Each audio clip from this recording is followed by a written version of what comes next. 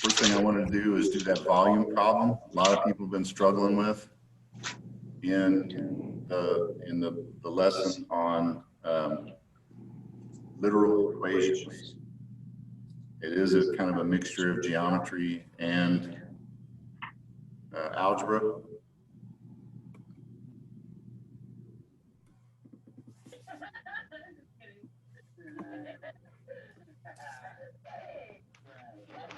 So I'm not sure if everybody is at that point yet or not. Bear with me while I try this experiment here on the other whiteboard.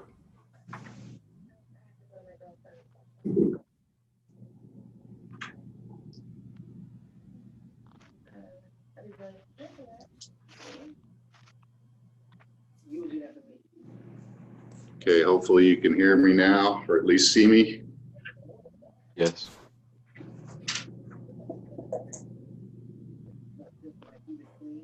Volume. It's not very easy to see, I know. Volume equals pi r squared times the height. What we're talking about here is the volume of like a can or a cylinder. In the problem, it's listed as a cylinder. Okay. Pi, this funny looking term here, for us, spell pi, that's the symbol. All we really want to use is 3.14. Pi is a concept where you got the ratio of the circumference to the diameter, and it's the same for every circle. And it's an irrational number. The numbers, you put it in your calculator, the numbers go on forever.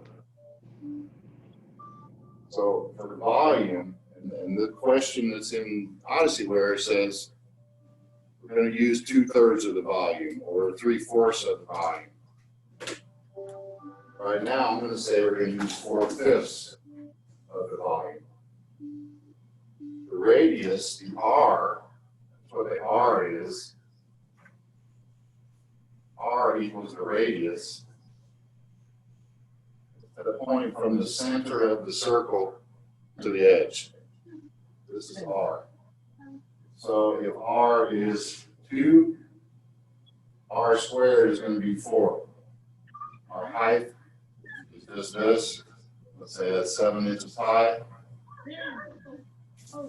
So, with like a lot of these literal equations, all you're going to do is plug the numbers in.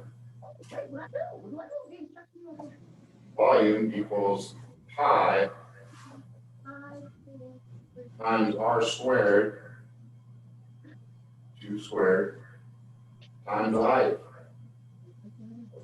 And eventually, we're going to take 4/5 of that. This is going to give us the total volume. So r squared is 4.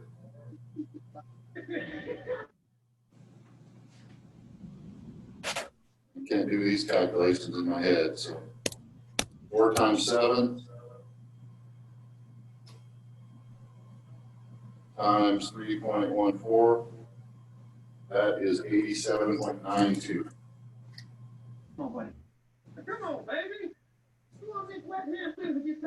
That's in cubic inches. Because here we have inch times inch, and the inches on the radius are squared, so we've got 3 dimensions. So our volume is how much we can pour into that can, how much we can fill it up with. It doesn't have anything to do with the exterior or the surface area. So now that we know what the total volume is, and for my problem right now, I'm just going to say, well, it's 4/5 of the total volume. 4/5 of the volume. I just figured out the volume is 87.92. I multiply these together. can either do it as a fraction. For me, I'm going to change this to decimal. 4/5 is the same as 0.8. I'm going to put it in the calculator. If I do it as a fraction, I got to multiply 4 times this number and then divide all that by 5. Just more steps. Fraction or a decimal form, though, gives the same answer. So 0.8 of 87.92.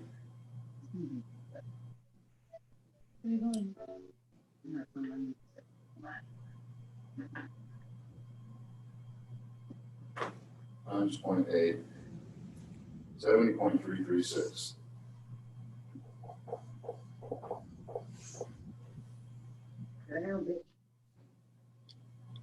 So it seemed like there's a lot of steps in that problem, but you're going to see a similar example to that in both the lesson and in the quiz. They got questions about that? Pick one. Is that right? Position is here, please. Not yet.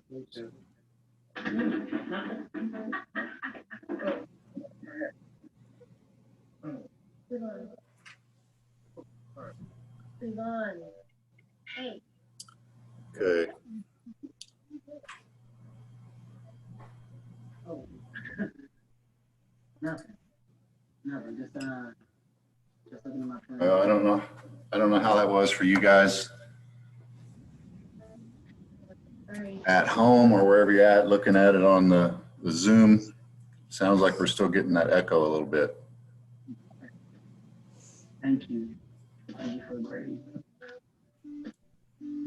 So the first thing that we're going to do today is to look at some word problems.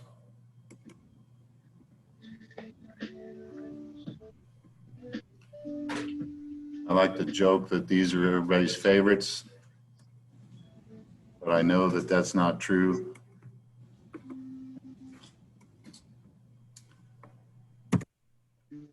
So in the chat, I just posted a link to a document that we're going to use for discussion to start with.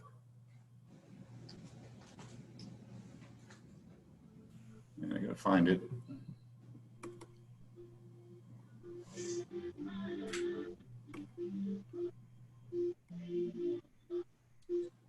Because a lot of what we have to deal with, can you guys see this in introduction to new material document here now? I can see it.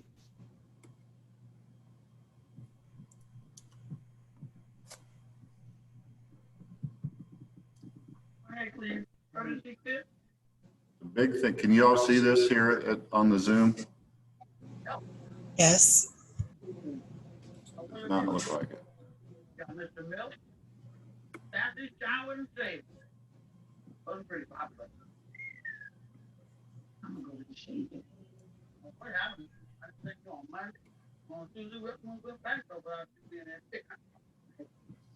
Oh, hey, Cleavon. This is the new girl. This is Belinda. Belinda, that's Cleavon. She's one of our very best customers. Get to know him, girl, because he's no.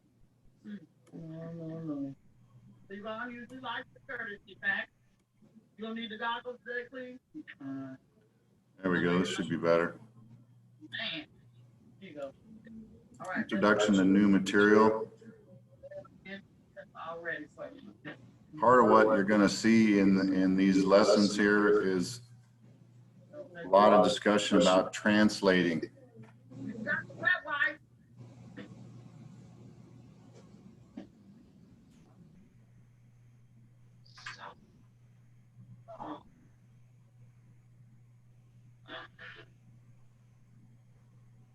So if we're trying to translate words into equations,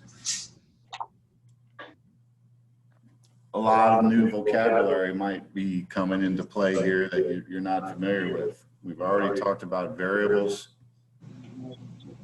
We know what a constant is, I hope, by this point.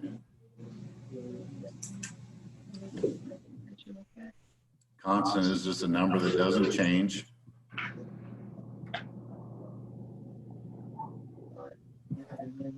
Coefficient is the number that modifies our variables. If it's just a single letter, then we have a coefficient of 1.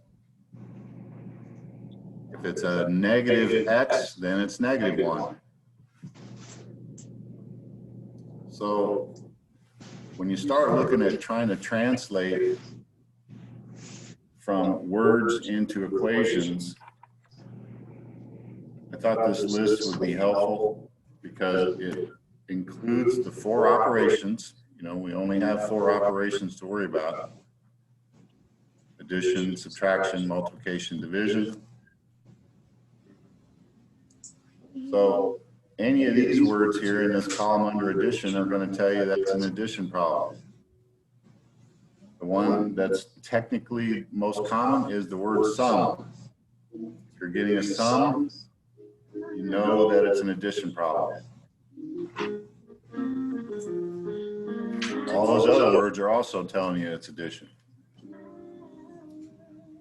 If you're getting a difference, then it's a subtraction problem. If we're decreasing by something, if it's less than, lower than, or minus, all those are subtraction problems. When we multiply, we get a product. Double, half, times, triple, twice. Those are all other ways that are going to signal that you have a multiplication problem. Why would half be considered multiplication?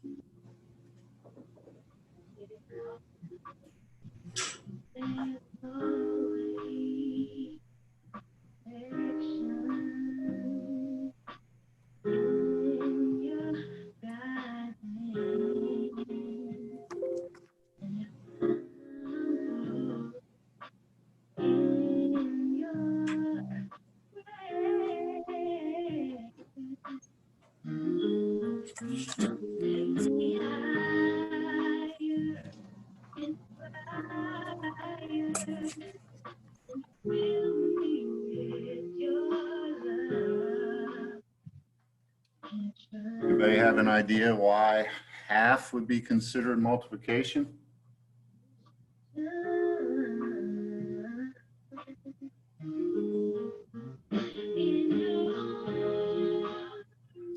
Yeah, I'm hearing somebody's music coming through, so can you mute that if you're not going to answer? Well, think about it. If you're gonna take $10 and you're gonna cut it in half, it's times 1/2. Some people also would see half as division. So when you have a division problem, you get a quotient. That's the strangest word in the list. But that always, if you see the word quotient, you know you're talking about a division problem.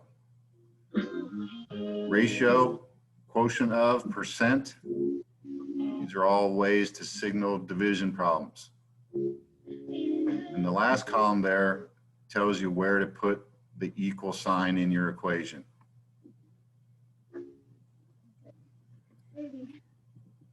They have questions so far? So, here's an example of a word problem. Miss Sylvia's car needs to be repaired. The mechanic charges a flat $70 fee plus $30 per hour to fix it. Miss Sylvia pays $370 in total. How many hours did the mechanic work on her car? Well, there's a lot of words there that need sorting out. Things like a flat fee. What does that mean? Well, that's just something that's charged once. Here's your variable. $30 per hour. This thing doesn't have a problem giving you a beat. We don't know how many hours. That's the question. How many hours did the mechanic work on a car? That's what we're trying to find out. So that's how we know. Another way that we know that's the variable. So you can start off with the variable right then. So here's, what do we do with this $70 then? Well, that's part of the cost. So we can add that. And when it says total, we know that that's where the equal sign goes. So there's like 4 sentences there in that word problem. The keys are all right here in this section. When it's asking you how many hours did the mechanic work, that's where you get the variable from. Because since your answer is going to be in hours, you know that your per hour cost has to be the variable because you don't know. That's what you're trying to find out. We know how much 1 hour costs. In fact, anytime you see this word per, that is another one of these clue words that is the variable. So anytime you see that in a word problem, there's a better than average chance that's the variable.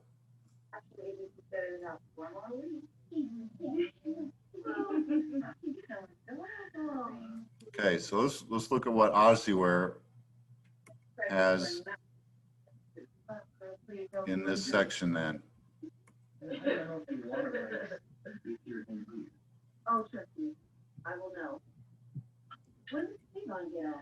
Ooh, honey, I remember there was a time we couldn't ask that question quite like that before you. This is in the section called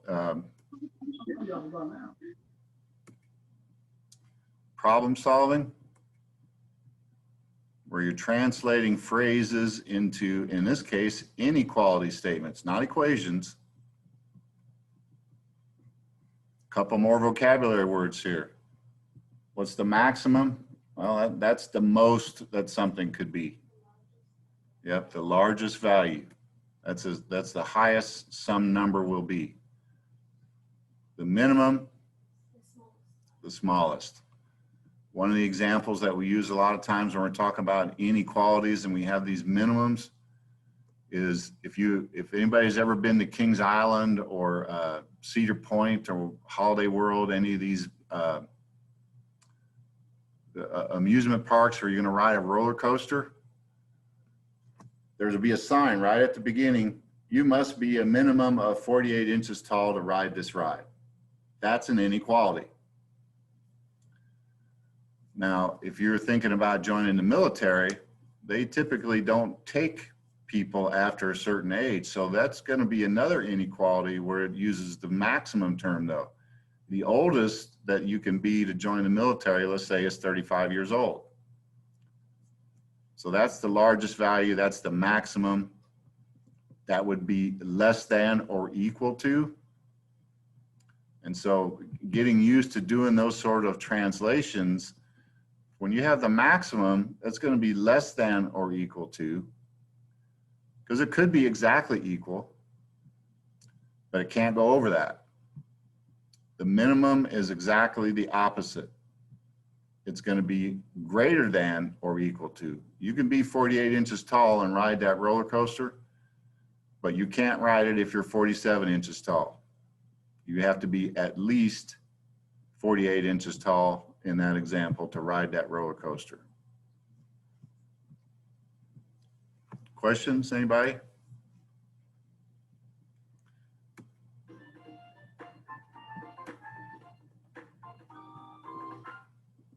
Many mathematical situations. That's not loud enough.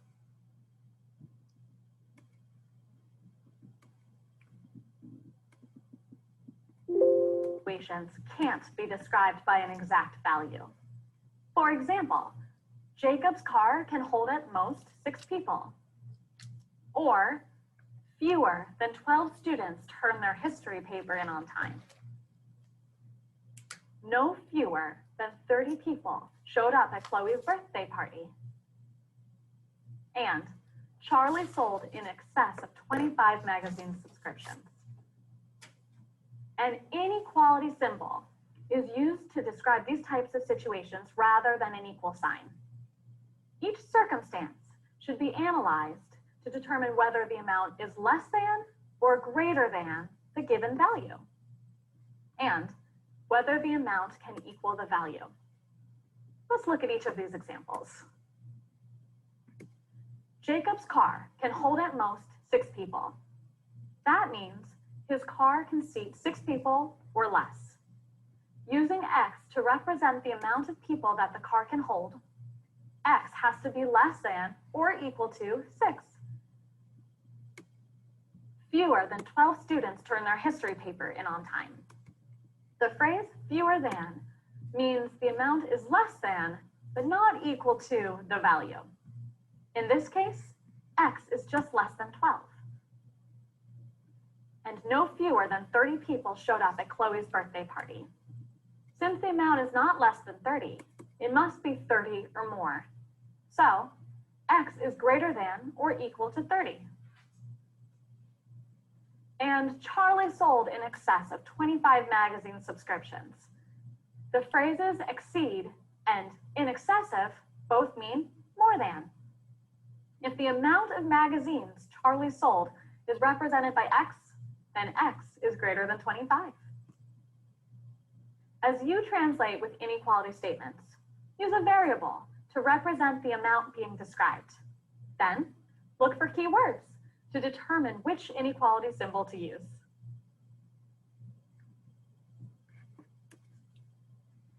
So not only are you going to have words that will tell you what kind of a problem it is, you're going to have words that will help clue you in to what sort of an inequality you're actually talking about. Lots of different examples.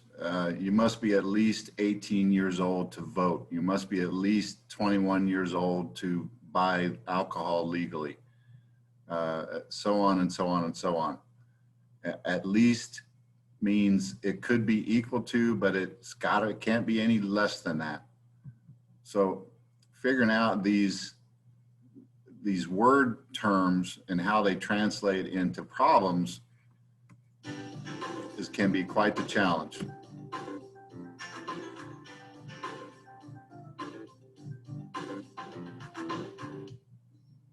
There's a lot to remember when you design a building. One of the most important is to design something your budget can afford. Problem-solving inequalities are important in figuring out all the possible purchases you can make within your budget. There's a number of ways that we can use inequalities. One of the ways that we use them is to figure out how many chairs we can put in a classroom. First, you have to compute the square footage. Once you have that, you then try to figure out how many people can fit in there based on whether you're putting desks in or whether you're putting tables and chairs in. We usually figure about 20 square feet per student if we're using desks, or 25 square feet per student if we're using tables and chairs. So you can just set up a simple inequality to solve that. Or inequalities that play even more of a factor is when you have multiple classrooms. If you're building a new building, you have 6 new classrooms, you might want to say, I want tables and chairs here, I want desks here. But if you adjust the quantities a little bit, you can add a couple of desks to this room, or you take a table out of this room, and that changes the inequality, but you're still always trying to work with that same budget, and you can't exceed the budget. A lot of the work I do deals with maximization and minimization. You're always trying to work within a constraint. Really, anytime you hear the term maximize or minimize, it really is an inequality. Basically, I use inequalities almost every day on my job. Construction project managers need to keep track of how much they can spend and how much they need.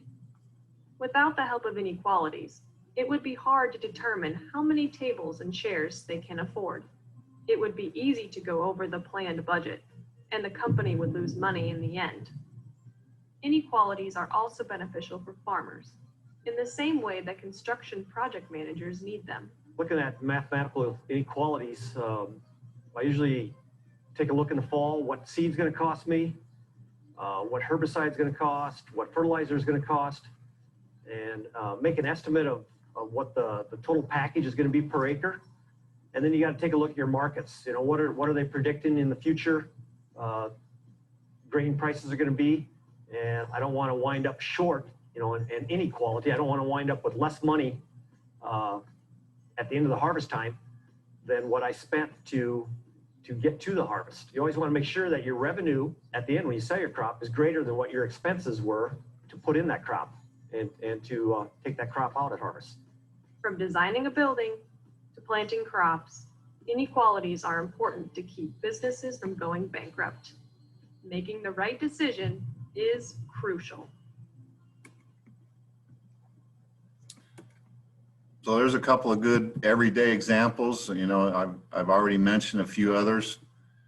It might be good for you to really try to study this table here too, because it gives a lot of different situations that you might run into, or even if you haven't personally, then they're good to think about because they help define how these inequalities work, what the words actually translate to in mathematical terms. You know, right at the top there, the luggage can weigh no more than 50 pounds. Well, what happens if you're trying to get on a plane and your luggage weighs more than 50 pounds?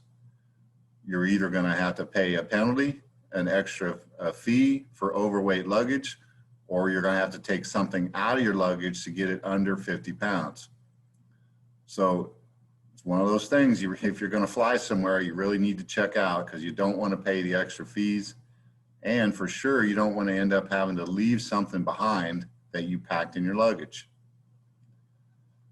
And there's a big difference here between the words that go to the less than or equal to symbol and just a straight less than symbol like the second example. There are less than 30 people going on the trip.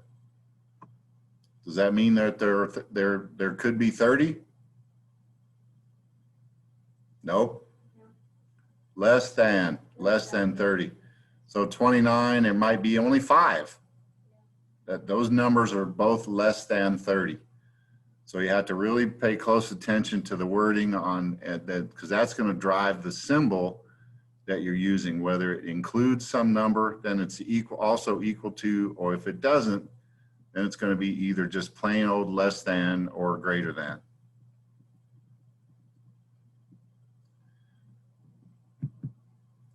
So the first examples, and you'll see a lot of these in here where you're going to have to translate. The sum of twice a number and 3 is more than 6. So one of the things that I've found to be helpful with these kind of problems is if you break them down. So remember our clue words for addition? The sum. So at some point here, you know you're going to have an addition problem. So, okay, what are we adding together? Well, let's figure out, sometimes it's better to figure out what your end result is and work backwards. The word is here is the clue that my total number is probably following that. Okay, is more than 6. To me, that translates into greater than 6. So I know I have some kind of addition here, and it's going to give me a result that is more than 6. Twice a number, 2x, right? Twice a number. Well, what number? We don't know. That's how you can identify the variable. 2x, 2n, 2y, 2b, 2a. Whatever variable you want to choose for the day, that's up to you. So we got twice a number, 2 times this mysterious number, and we're going to combine it with 3 because that's what we're going to get our sum from. Twice a number and 3. The word "and" there is essentially your plus sign. That's your addition word. So the word sum tells you you're going to be adding. Right, the word "and" tells you where the plus sign or your addition symbol probably is going to go when you write this out as an inequality like it is here. And now it's just a 2-step inequality. When we did those inequalities on Tuesday, remember it was just exactly the same process as a 2-step equation. We're going to subtract 3 from both sides. You see that in this step-by-step down here. Then you got, says 2x is greater than 3. Here's a good example where 1/2 is a multiplier. That's the reciprocal of 2. It's going to allow us to cancel the 2. So you could either divide by 2 or multiply by 1/2, which it's the same result. So x has to be greater than 1.5 in the end.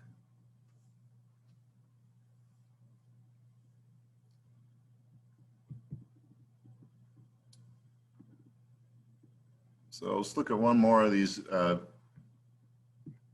videos here, and then we're going to look at another example, give you guys a chance to solve one of these before we look at the compound inequalities. Solving inequalities show up in real life every day. Knowing how to solve problems involving inequalities will help you figure out how much you can spend under certain circumstances and more. For example, Julie wants to take a town car from the airport to her hotel on her upcoming trip to New York City. She has no more than $60 for the ride.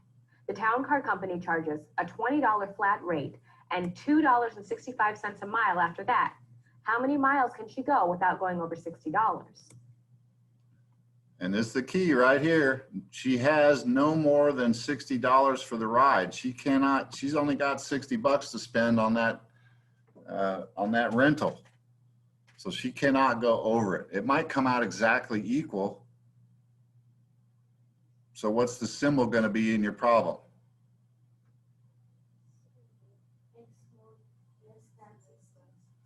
For sure less than, but it also could be equal to it. Less than or equal. Right. It's that combination symbol with the line underneath the less To solve than. Julie's problem, first let's write an inequality that represents Julie's situation. It helps to highlight the key words in the problem. The words no more than tell us that the problem has to be written as an inequality. No more than means the answer has to be less than or equal to a number. In Julie's case, she has to spend less than or equal to $60. Since we need to know how many miles she can travel, that's the variable. When we don't know something, that's a clue as to what the variable will be. Now she did what I just did here a minute ago. She looked for the answer first. You know, how much is going to be on the right-hand side of our inequality or our equal sign? Well, that's your total. How many miles? She's looking at the variable, and in this line right above that, it says 265 a mile. That's very similar to saying 265 per mile. It's another clue that that's the variable, because you don't know how many miles. A variable is an unknown. So the terms are the same. We got miles here and miles here. So that's a pretty good indicator that that's your variable. So let M equal the number of miles. We already know that she'll have to spend $20 for the flat rate plus $2.65 for every mile, or $2.65 times M. The sum of this information has to be less than or equal to $60. Now we can solve the inequality. Using the properties of equality, let's get the variable by itself. Add -20 to both sides of the equation. Now multiply both sides by 1 over 2.65. See, what they're using here at this stage, she's talking about using the reciprocal. If you're not comfortable or you have a hard time understanding or coming up with the reciprocal, then just straight divide. That's what I do all the time. I don't mess with the reciprocal on problems like this.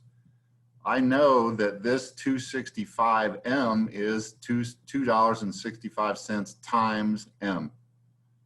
So the opposite of multiplication is division.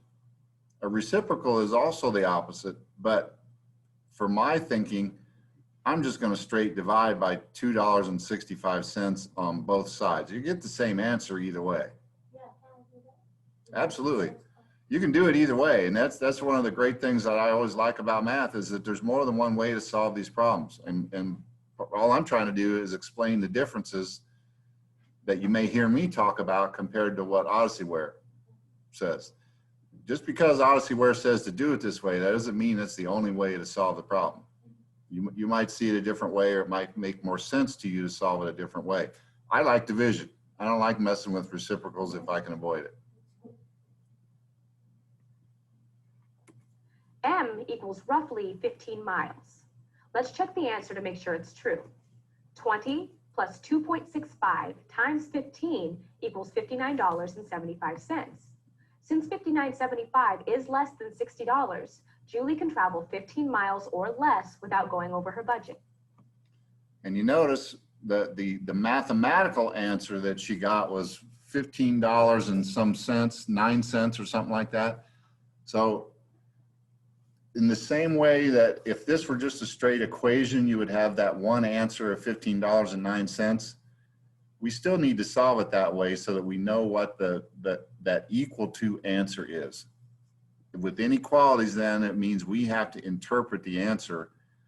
And so checking her work, she just rounded this back to 15 because it's just easier to multiply by 15 rather than $15.09 or whatever that answer was. So the number she came up with then is less than 60. So she's comfortable knowing that how many miles that she can go with the money that she's got. Pretty much all inequalities are going to function like that. You need to find that equal to answer and then interpret the symbol that is in the problem. Because the steps to solve for the equal to answer are exactly the same as they are for an equation.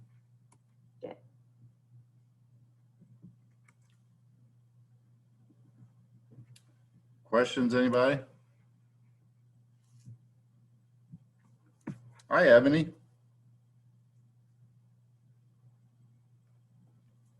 Hi there. Oh, and Warner's here too. Good. You guys came in. I didn't notice. Yeah. Sorry about that. I don't have any questions just yet. All right. And Ryan's here. Hey, Ryan, are you still having trouble logging in? No, yesterday I just logged in. All right. Well, one thing I discovered with another student is that you can only be logged in. In fact, the Odyssey where people told me this yesterday, you can only be logged in on one device at a time. So if you tried to get in on your phone, you got to log out, sign out, and then before you can try to get in on some other device. I didn't know that until these problems came up, and they helped me figure that out yesterday. So good. I'm glad you're in. So let's get some stuff done. Okay. Yep. All right. Now and let me pause this for a second. We're going to switch to compound inequality. So the last section here in inequalities involves what's called compound inequalities. If you like inequalities, you'll love these problems because you get more bang for the buck. You're going to have two problems in one. Chances are no one will like compound inequalities except for me. That's okay. But the thing is, the only difference is just more complex. Solving them is still the same process. So right at the beginning here, you've got vocabulary, statement formed by two or more inequalities. Solution, well, the solution is a solution set with these inequalities. And now we can have two different problems graphed on the same number line, two different solutions, because these compound inequalities represent two different problems together. And there are a couple of different ways to come up with answers, different types of answers. You can have combined compound inequalities where limits are being set for x. So you have x has to be greater than some number and lower than some other number. So you would graph that so that your graph line comes together and is between 2 points. That is what's commonly what you'll see is an AND problem. You can also have compound inequalities with the word OR in them, where the answer that you get can work for one part of the problem, for one of the two problems, but maybe not for the other one, and that's okay.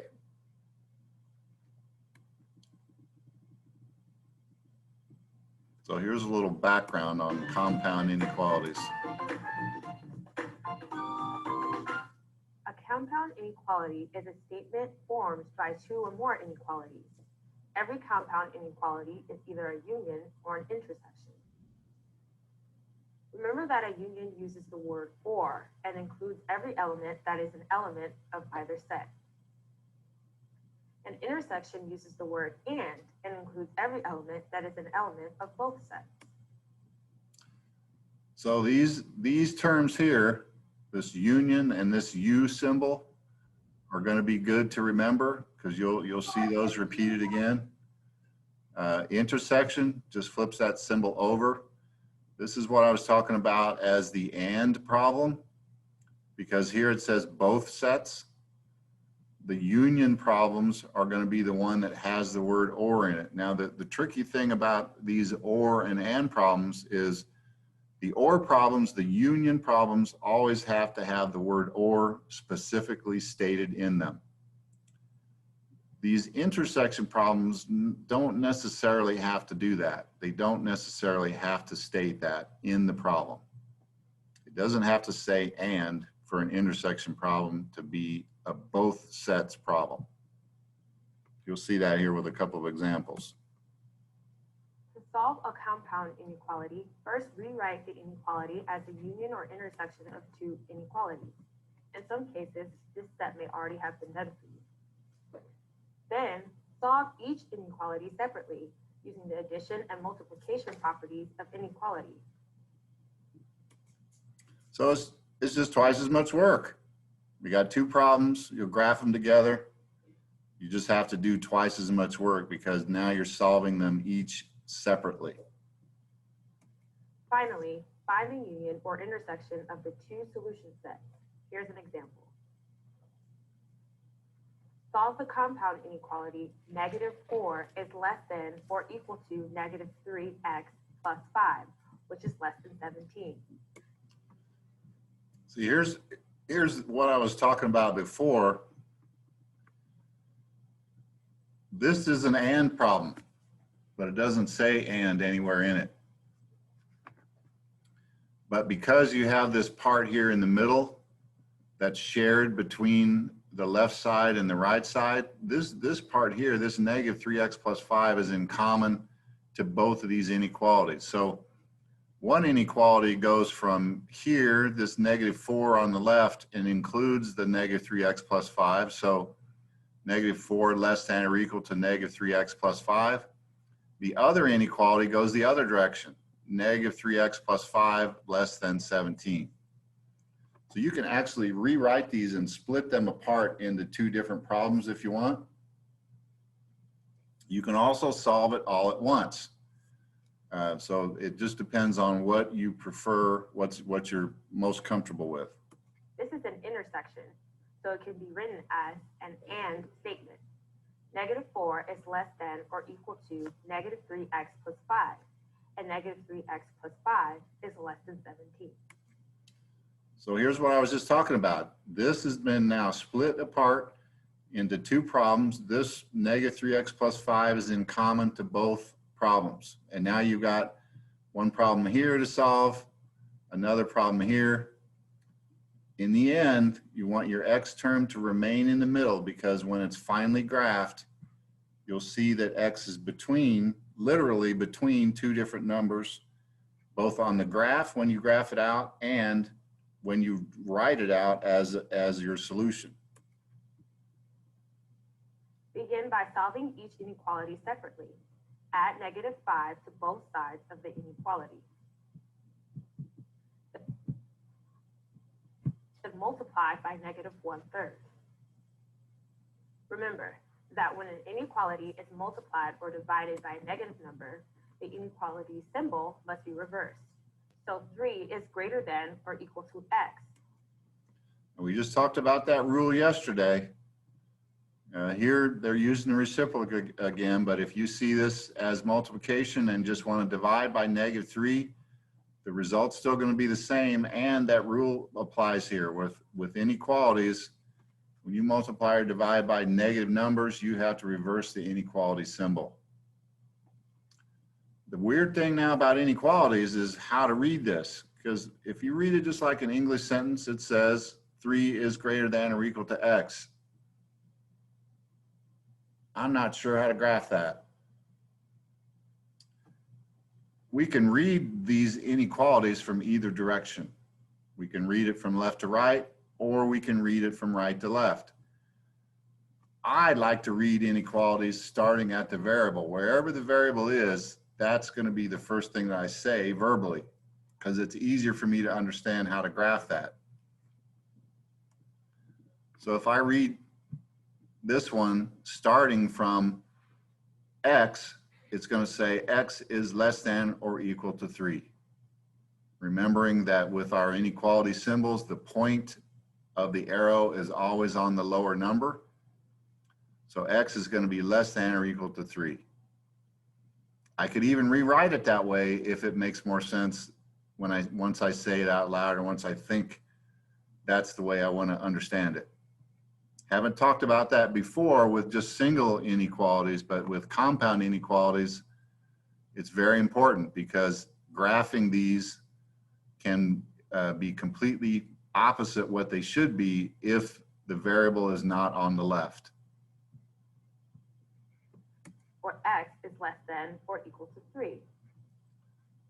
It's exactly what she just did here. Rewrote this.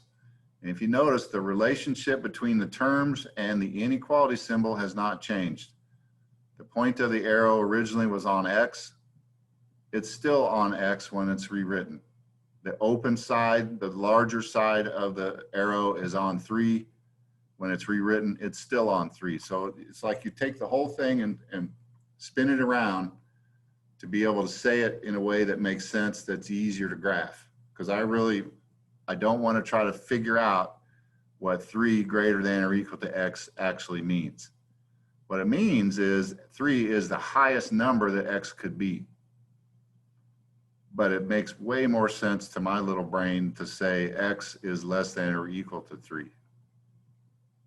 You'll see that a lot in inequalities. To solve the other inequality again, add -5 to both sides and then multiply by -1/3. Remember to reverse the sign, so X is greater than -4. Or -4 is less than X. Now find the intersection of the two sets. X is both greater than -4 and less than or equal to 3. So X is between -4 and 3 inclusive. See, here's what I was talking about with X literally being between two numbers. It's going to be between 3 and -4 on the graph. And when you rewrite it here, combine those two solutions that you got, you want it to be between the two numbers, because the two numbers are setting the limits for your solution. The high limit is 3, +3. X is less than or equal to 3. That was the answer you got for the first one. X, now read it the other way. For the left-hand side, X is greater than -4. That's another way to think about the solution here being between two numbers when it comes time to put it on a graph. The solution set is all X, such that -4 is less than X, which is less than or equal to 3. You still have to worry about these style issues with our inequalities, because remember, when it's just less than or greater than, we don't fill in the circle. That's our starting point, but it's not included. With the greater than or less than or equal to symbol, we do fill it in. So keeping in mind that X is between these numbers will actually help you graph this, because on the low end, it's going to be -4. On the high end, it's +3.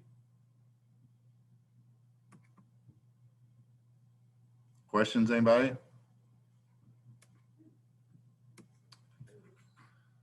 All right, well, in the chat, I shared a little practice document.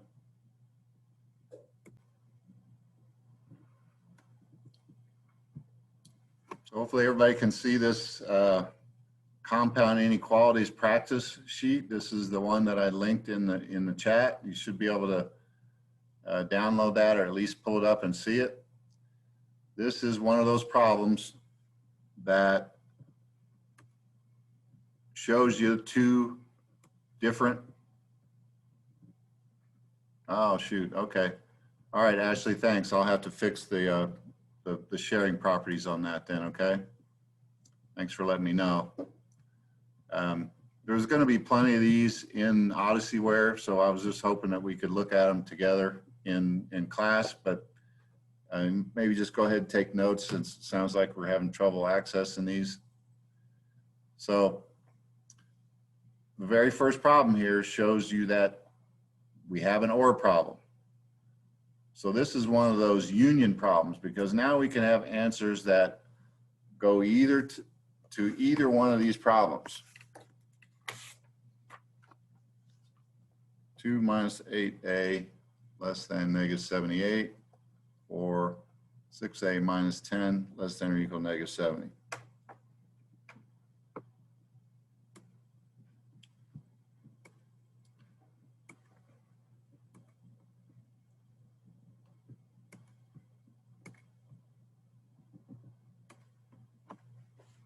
So 2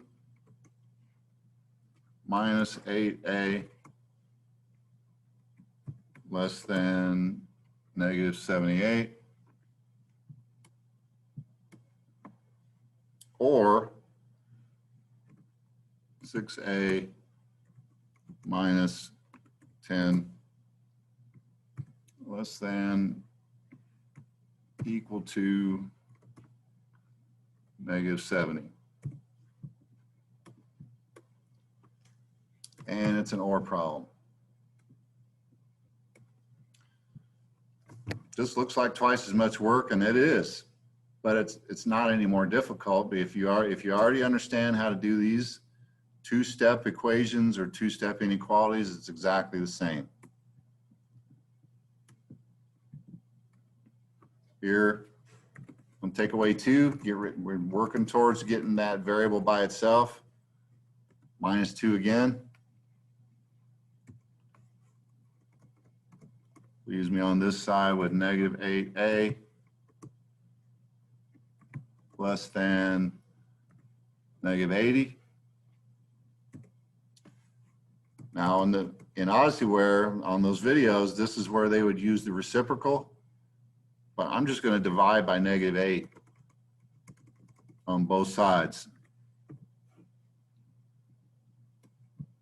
I would just rather divide, make these things look like fractions. Do the division, because now my negative 8s are going to cancel.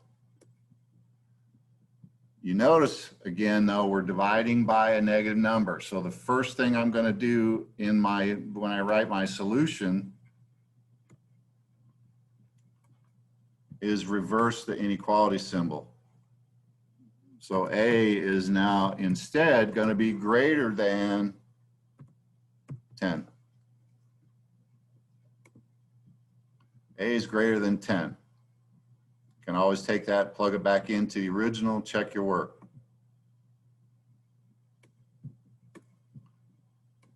So that's my first solution for one of them. On the other one, I'm going to have to add 10, both sides. Oops, not equal.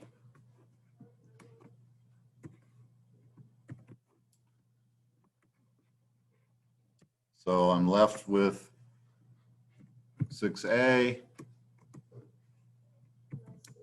less than or equal to negative 60.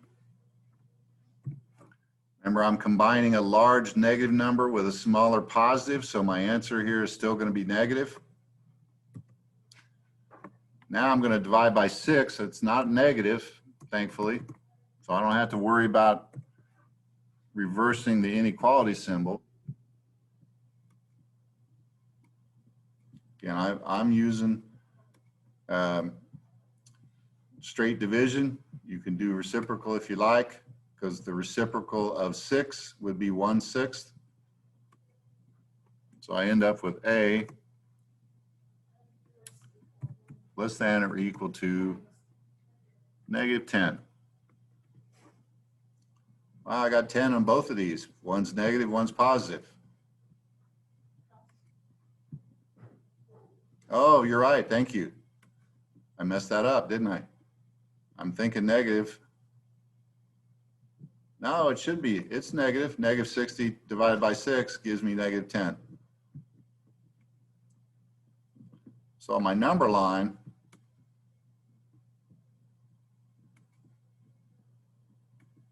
if this is 0,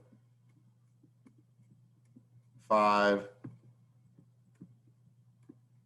and 10, negative 5, negative 10, A is greater than 10. This one is going to go over here and go that direction. A is less than or equal to negative 10. This one goes over here. I got to fill in the circle. And it's going to go that direction. So all this space in between here is not part of the solution. So I could get an answer over here that works for one of these inequalities, or I could get an answer over here that works for one of the inequalities that does not have to work for both. The and problem, that intersection problems, graphed totally differently. It's got to be in between the numbers, or problems almost always go away from each other. So they're not limits so much as starting points when you have these union problems.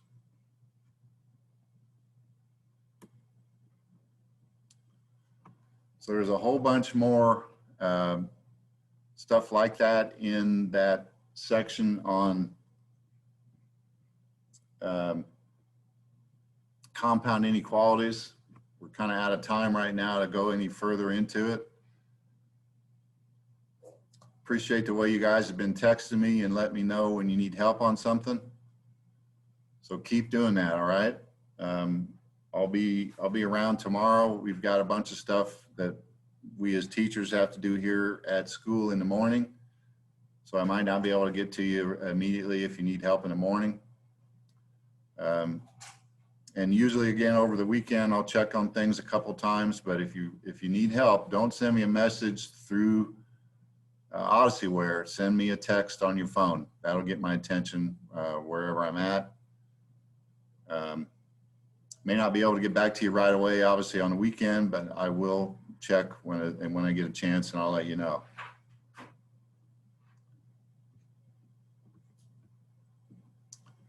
All right, anybody got questions? I do. Yeah. What you got? Okay, so with the volume equals pi radius squared times height, so my question for you is, when it says that the volume or whatnot is 2/3. So the way that I just did, I practiced one of them on my paper. It would be the volume is 2/3 equals pi times 3 squared times 8. No. So after No. I get Autumn, no. what? 2/3 does not equal that. You said 2/3 equals pi r squared times the height. Yeah, I know I'm saying it wrong. I know that I'm saying it wrong. Okay. All right, good.